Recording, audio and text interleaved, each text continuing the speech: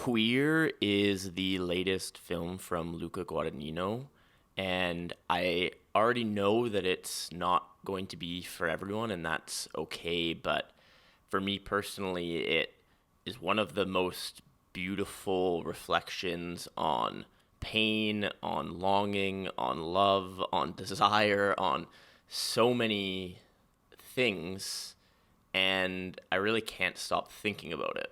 It is rooted in the novel or novella Queer from William S. Burroughs, and I say rooted in because what Queer does is, yes, adapt the source material to the big screen, but then also continues it, finishes it, and Queer is not just a film adaptation, but it's an extension of Burroughs' work and almost a manifestation of Burroughs' life, which is really, really fascinating.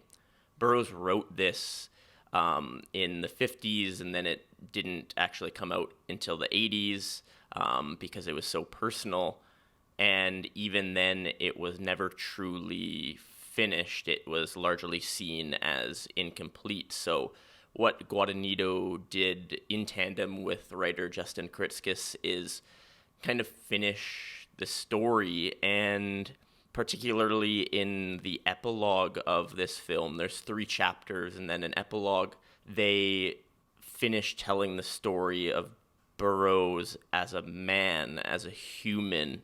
And if you have a basic familiarity with Burroughs and his life and his work, this epilogue will hit very deep and very hard. If you have no idea who this man was or the pain that was present in his life, then the epilogue might seem kind of odd or disjointed. But if you do have at least a little bit of contextual understanding, its impact becomes so much more significant.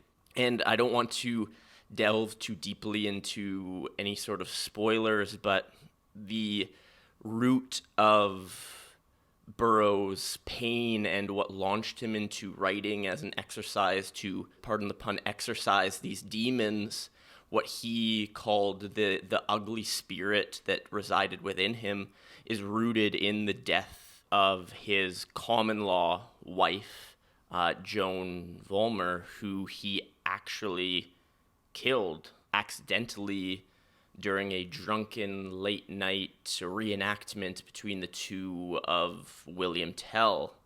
And this pain he carried with him for the rest of his life, and he talked quite openly about his writing essentially being a way to try unsuccessfully for the most part to combat that pain. And having this knowledge makes the film as a whole more impactful, but particularly the epilogue at the end. Overall, Queer is pretty dense, which is funny to say because Luca Guadagnino had to cut over 45 minutes from his original quote-unquote director's cut, and he was asked about this in the Q&A, but of course he didn't really say too much. He just said that the film we saw is the film he made, but perhaps we might see this 3-hour version at some point. For those who know Guadagnino just through Call Me By Your Name and through Challengers, Queer might not be as accessible. It is full of beautiful, beautiful surrealism, seamlessly blending the real and the unreal. They used some very interesting techniques here with set design. They used a lot of miniatures that do not appear particularly realistic, nor are they intending to, and they showcase Burroughs' desire through metaphor, through this kind of translucence. There are these gorgeous moments where we see Daniel Craig, who plays the protagonist Lee, reaching out for his love, the young man who he's infatuated with, Allerton, played by Drew Starkey. We see him reaching out, semi-translucent, an extension of his being, not showing us what he is actually doing, but what he desires, what he wants to do. There is a trip down to South America to essentially look for what we would call ayahuasca, and there is a psychedelic sequence that is quite honestly one of the singular most beautiful sequences in film that I have seen in recent years. There is this beautiful, almost metaphysical dance between Daniel Craig and Drew Starkey that just left me in absolute awe. But for folks who want a very straightforward, beat-by-beat exploration of love and romance, this really isn't it. I overheard so many people talking about the film thinking, oh, I thought that it was going to end like 6 or 7 times. What was going on? And I certainly understand that the narrative doesn't necessarily adhere to the traditional standards of screenwriting and direction, and so it might be difficult for certain folks to engage with, but if you allow yourself the space and the room to sit with the project, it is pretty remarkable. Admittedly, even I found myself being lost slightly or losing my engagement at the end of the second act into the third act, but then when we got to these drug-induced, psychedelic, surreal sequences where we really see the depths of Daniel Craig's desire for Drew Starkey's character, it just brought me in tenfold, and then the epilogue very much continued that for me. As far as these two performances go from Daniel Craig and Drew Starkey, they're both brilliant.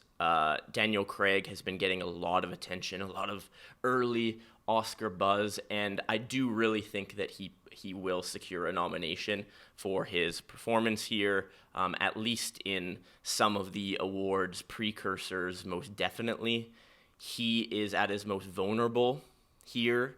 Again, he is portraying a man who is full of very immense pain, but also desire. He's so clearly seeking something that will give him the peace that he is so desperate for, and he is seen on screen in a way that we don't normally see Daniel Craig. He's weak at times, he's begging, he, as I mentioned, is desperate, and we see these very intimate moments between Craig's character, Lee, and Drew Starkey's character, Allerton, in a way that is very infrequently shown in at least somewhat mainstream cinema. This is an A24 film, so it kind of depends where you sit on the film spectrum, but it's fairly mainstream, and we see their intimacy in a way that is normally reserved for more art house pictures. So again, if that makes you uncomfortable, there are graphic scenes between Craig and Starkey. We see them explore each other's bodies, and in fact, the way that the male body is represented here is very unique again in mainstream cinema. It's portrayed through a gaze that is normally reserved for the way that women are seen on screen. There's a mad kind of desire and lust for these bodies. What perhaps surprised me more, though, was Drew Starkey's performance. Admittedly, I was not super familiar with his work going into this. He's apparently achieved heartthrob status, and I can see why. The first moment that Daniel Craig lays eyes on him, he gives him a look, and yeah, I get it for sure. But his performance blew me away. It was very subtle, more subtle than Craig's performance, and I'm not saying that to admonish or to bring up one or the other, but they were different. Allerton was never able to fully demonstrate his love or his feelings. There was this constant push and pull that the character was experiencing, and I felt that Drew Starkey did a really amazing job, so I am looking forward to seeing what else he can do outside of the Outer Banks world. Honestly, I could continue talking about this film for so long. It is, as I mentioned, quite dense. It is beautifully, beautifully shot, blending the unreal and the real. The score from Trent Reznor and Atticus Ross is so good. Love it way more than I love the Challengers score and the Challengers film in general. Sorry, don't get mad at me. The soundtrack, oh my gosh. When Nirvana Come As You Are hits, it's just the first of so many songs that might not on the surface seem like they fit with the narrative, but upon reflection just work so perfectly. Justin Kuritzkis deserves tremendous love and respect for the script. Luca Guadagnino is a man who so evidently is an admirer or someone who respects William Burroughs' work so immensely, and this film really is a tribute to his pain. And at the end of the day, I apologize for rambling a bit, but it's one of those projects that forces you to kind of dart around in so many different directions, and it leaves you a little bit unbalanced. As I mentioned at the beginning, it's not going to be for everyone, and that's okay. Compared to Guadagnino's other more commercially successful films, this one is less accessible, but it's probably my favorite that he's ever made. Thanks so much for watching. Subscribe and do those things, like and comment, and it makes me happy, and it's good for me and the channel and the videos, and I'll be posting some more TIFF stuff as well. Thanks so much.